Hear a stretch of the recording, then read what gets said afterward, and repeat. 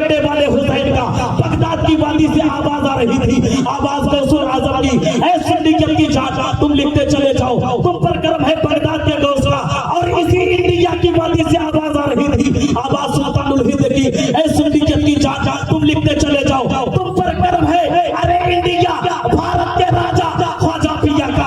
और यह कालपी से आवाज आ रही थी, ऐ बेटा तुम लिखते चले जाओ, तुम पर करम है औलिया कालपी का। और हमारे रागी धरती से आवाज आ रही थी, आवाज आले नूरी की, ऐ बेटा अहमद रजा तुम लिखते चले जाओ, तुम पर करम है तुम्हारे पीरो मुर्शिद का, मेरे आला हजरत ने सबूत इल्मे गैब मुस्तफा पर सारे 8 घंटे में एक मोटी किताब लिखी जिसका नाम रखा अद-दौलतुल मक्किया।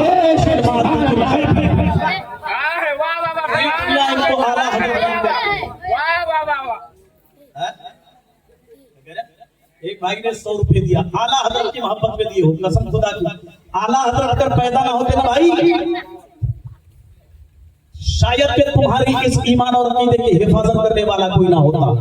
आला हजरत पैदा होकर के सुन्नत हम गुरबाए सुन्नत पर एहसान अजीम किया रब तबारक व तआला ने। इन्होंने अपने बाप के नाम से 100 रुपए दिया। ऐ परवरदिगार, उस मर्दे कलंदर का आज कुल शरीफ है जिसको सुन्नियत की जान, सुन्नियत की पहचान कहा जाता है। ऐ परवरदिगार आलम, मेरे आका कंजुल करामत जबलुल इस्तिकामत गब्बा से बहरी मारिफत सैयदी आला हजरत के आज 25 नफरुल मुजफ्फर कुल शरीफ के दिन में जो अपने माँ बाप के नाम से जो सदकात करेंगे, जो दान करेंगे, इसी मर्दे कलंदर के सदके में कयामत के दिन तू उनके माँ बाप की बख्शिश करवा दे। आमीन आमीन। ये हमारे भाई मुमताज भाई ने 500 रुपए दान किया। अच्छा, आपकी चाची ने, आपकी चाची मास्टरी साहिबा ने 500 रुपए दान किया। अल्लाह को अपने हबीब के सदके में उनके शौहर मरहूम इदरीस अली साहब को करबट में जन्नत नसीब फरमा दे।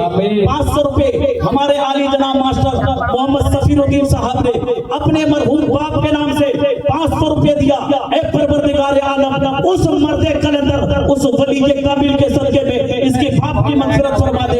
एक साहिबा ने 100 रुपए भेजवाया। ऐ परवरदिगार, उनके जो भी घर से चले गए हैं, ऐ अल्लाह उनकी मगफिरत फरमा दे। एक साहिब ने और 100 रुपए दिया।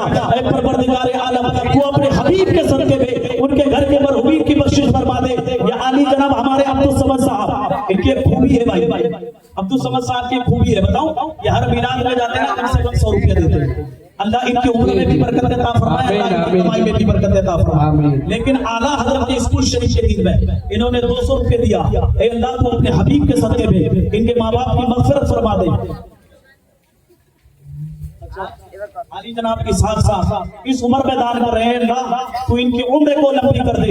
माशाअल्लाह, आओ मेरे भाई आओ, ये आला हजरत का दीन है। अपने माँ बाप के नाम से आपने दिया, माशाअल्लाह। सास ससुर के नाम से दान करने वाले बहुत कम लोग होते हैं। अल्लाह आपके सास ससुर को गरीब के रहमत नसीब फरमाए। हमारे खालिद भाई ने 100 रुपए दिया।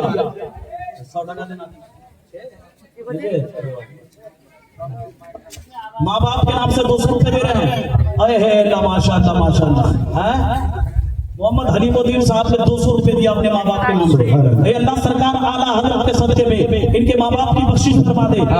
तैयबुर साहब ने 100 रुपए दिया। अल्लाह इनके वालिद की भी मगफिरत फरमा दे। और एक साहब ने 100 रुपए दिया, उसकी भी मगफिरत फरमा दे। एक भाई ने 50 रुपए दिया, उसकी भी मगफिरत फरमा दे। अगला पॉइंट में सुनिए, आपका ईमान ताजा हो जाएगा, आपका ईमान जो है ताजा हो जाएगा, ईमान में पुख्तगी आ जाएगी।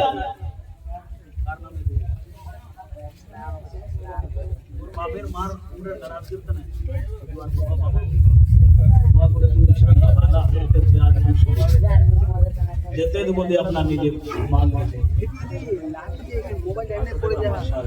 सुभान अल्लाह। भाई ने 100 रुपए दिया। अल्लाह ताला इनके वालिद की और वालिदा की उम्र में दराजगी फरमाए। और ये हमारे अली जनाब अमीर भाई हर जलसे में, ये हर मतलब ये पहले हर दीनी काम में ये बढ़ चढ़ के हिस्सा लेते हैं। ये अल्लाह इसकी दुकान में भी बरकत देता फरमा दे और इसके माँ बाप की भी उम्र में बरकत देता फरमा दे।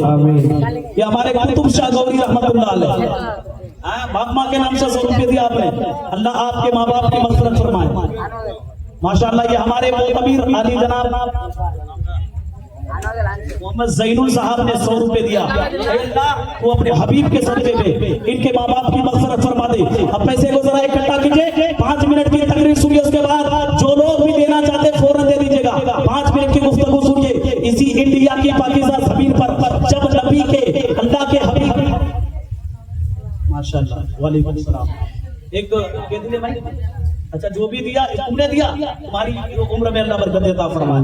एक खातून ने 20 रुपए दिया। हाँ जो जो देने वाले भाई अब इकट्ठा करो, 5 मिनट मेरी तकरीर होगी। रोबिना ने 50-100 रुपए दिया, जितना भी दिया अल्लाह रब्बुल इज्जत उसकी उम्र में जानवर अपने सासू के नाम से, सास ससुर के नाम से। मास्टर साहब माशाअल्लाह, अल्लाह आपके इल्म में बरकत देता फरमाए। एक और किसी ने 20 रुपए भिजवाया, अल्लाह उनकी उम्र में बरकत देता फरमाए। अजीज़ान एक मिल्लत इस्लामिया, सुनते चलिए इसी अखंड भारत की पाकिस्तान जमीन पर जब 1900 ईस्वी से पहले एक फिरका बातिला पैदा हुआ, उस फिरके ने अंबिया के जिस्मों को, गौर सुनिए, अंबिया के जिस्मों को आम लोगों पर कयास किया।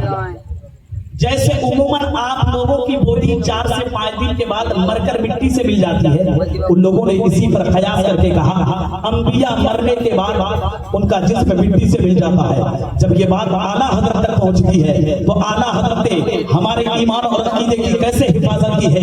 आला हजरत फरमाते हैं, ऐ ज़ालिमों सुनो सुनो, मेरे आका इरशाद फरमाते हैं अल अंबिया अहयाउन फी क़ुबूरिहिम, अंबिया अपने कब्रों में जिंदा।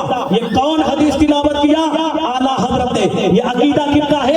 ये फरमान किसका है? मेरे रसूल आज़म का है। मेरे रसूल का फरमान अल अंबिया अहयाउन फी क़ुबूरिहिम, अंबिया अपने कब्रों में जिंदा। इस हदीस को तिलावत आला हजरत ने किया। मतलब क्या? मतलब ये है मुस्तफा करीम का अकीदा। हजरत आदम अपनी कब्र में जिंदा, हजरत शीश अपनी कब्र में जिंदा, इब्राहिम खलीलुल्लाह अपनी कब्र में जिंदा, मूसा कलीमुल्लाह अपनी कब्र में जिंदा, ईसा रूहुल्लाह अपनी कब्र में जिंदा। ऐ मुसलमानों, ये किनका अकीदा? ये मुस्तफा करीम का अकीदा। यही सिद्दीक़ अकबर का अकीदा, अंबिया अपने कब्र में जिंदा। यही फारूक आज़म का अकीदा, अंबिया अपने कब्र में जिंदा। यही हजरत उस्मान का अकीदा, अंबिया अपने कब्र में जिंदा। यही हजरत अली का अकीदा, अंबिया अपने कब्र में जिंदा। यही बगदाद के गौस का अकीदा, अंबिया अपने कब्र में जिंदा।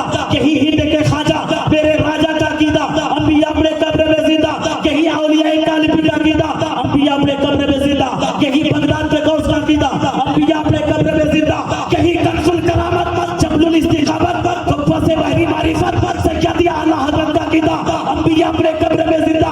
यही मेरा अकीदा, अंबिया अपने कब्र में जिंदा।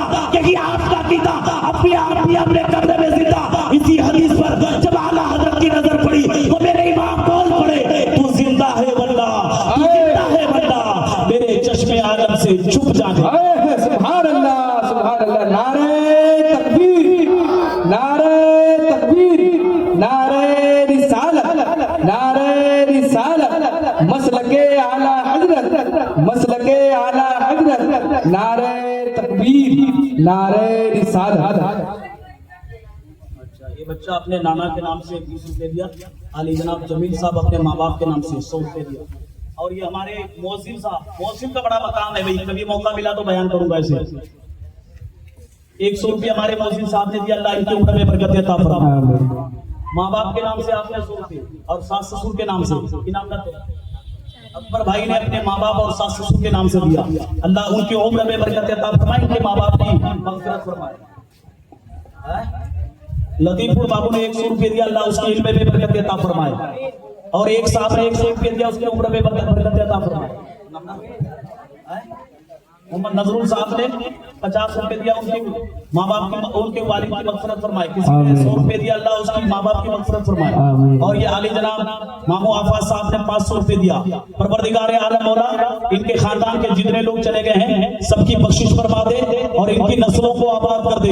अज़ीज़ान मिल्लत इस्लामिया, बात समझ में आ रही है? सरकार आला हज़रत वो अज़ीमुल बरकत साहब है जिन्होंने पैदा होकर के हम सुन्नियों के ईमान और अकीदे की हिफाजत की है। आला हज़रत इस अखंड भारत की अगर पाकीज़ा धरती पर पैदा न होते तो शायद के हमारे ईमान और अकीदे की हिफाजत कौन करता? अज़ीज़ान मिल्लत इस्लामिया, दो टोक बोल करके मैं रुखसत हो जाऊंगा। मेरे प्यारे सुनते चलिए, आला हज़रत को आला हज़रत क्यों कहते हैं? ये एतराज किया जाता है कि सारे लोगों को हज़रत, लेकिन अहमद रजा को आला हज़रत क्यों कहते हैं? यानी आला हज़रत का मतलब होता है सबसे बड़ा हज़रत।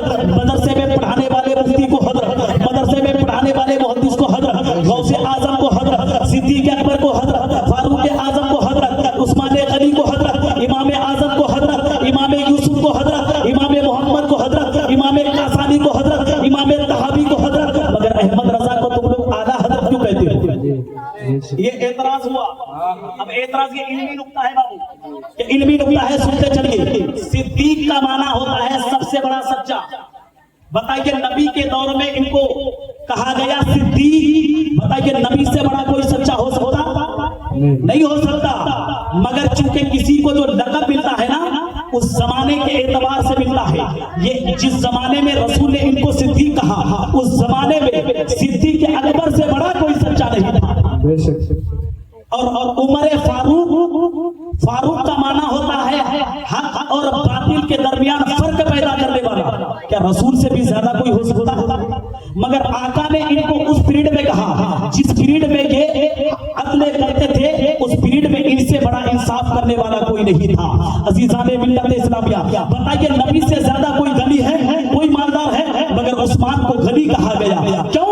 इसीलिए कि जिस पीरियड में ये मालदार थे, उनसे बड़ा कोई पैसा वाला नहीं था, इसीलिए रसूल आजम ने उनको गनी कहा। बताइए सबसे बड़ा इमाम मेरे नबी है, मेरे नबी से बड़ा कोई इमाम नहीं हो सकता। मगर देखिए उस्मान बिन साबित का नाम इमाम आजम है, जिनकी हम और आप तकलीफ करते हैं, इसीलिए कि जिस पीरियड में उसको ये लक़ब दिया गया, उस वक्त इनसे बड़ा कोई इमाम नहीं था।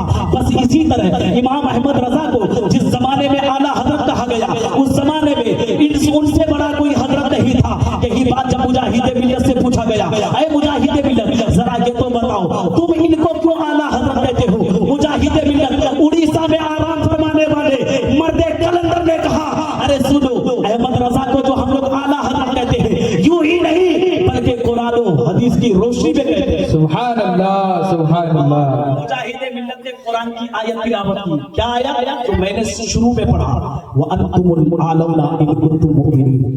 हाँ, तुम ही आला हो अगर अपने ईमान को बचा लो। कुरान उसे आला कह रहा है। डोमा पीर का एक आदमी अगर अपने ईमान को बचा करके इंतकाल कर जाए, कुरान उसे आला कह रहा है। अगर हलालपुर का एक आदमी अपने ईमान को बचा के चला जाए, कुरान उसे आला कह रहा है। बंगाल का एक आदमी अगर अपने ईमान को बचा के चला जाए, कुरान उसे आला कह रहा है। बिहार का एक आदमी अगर अपने ईमान को बचा के चला जाए, कुरान उसे आला कह रहा है। इंडिया का एक आदमी अगर अपने ईमान को बचा के चला जाए, कुरान उसे आला कह रहा है। मुजाहिद मिल्लत फरमाते हैं, पता जो अपने ईमान को बचा के चला जाए, कुरान उसे आला कह रहा है। मगर जिसने सिर्फ भारत के लोगों नहीं बल्कि पूरी दुनिया के लोगों की ईमान और अकीदे की हिफाजत की है, फिर उसको आला हजरत क्यों नहीं कहते? सुभान अल्लाह, सुभान अल्लाह। बेशक अज़ीज़ाने मिल्लत इस्लामिया, आपने समझा आला हजरत को आला हजरत क्यों कहते हैं। आपने ये भी समझा कि आला हजरत की पैदाइश से 170 साल पहले एक बुजुर्ग ने खबर दी है। आपने ये भी समझा कि आला हजरत जब इस दुनिया में जालिमों ने एतराज किया, तो कैसे आपने उनकी ताबूत में आखिरी खील ठोकी है। आला हजरत वो है जिन्होंने 13 साल 6 माह की मुद्दत में मुफ्ती बन के तैयार हुए। और मालूम है यहाँ 13 साल का बच्चा खड़ा होकर पेशाब करता है डोमा पीर में, वो बरेली का अहमद रजा है, जिन्होंने 13 साल 6 माह में मुफ्ती बने। 13 साल 6 माह में, यहाँ 13 साल 6 माह में बच्चे को इस्तिंजा का मसला नहीं पता होता है, लेकिन वो 13 साल 6 माह में रज़ात का मसला पहला फतवा लिखा। पहला फतवा 13 साल 6 माह की उम्र में जब लिखा, बाप भी कोई छोटा नहीं था, बाप बहुत बड़ा था।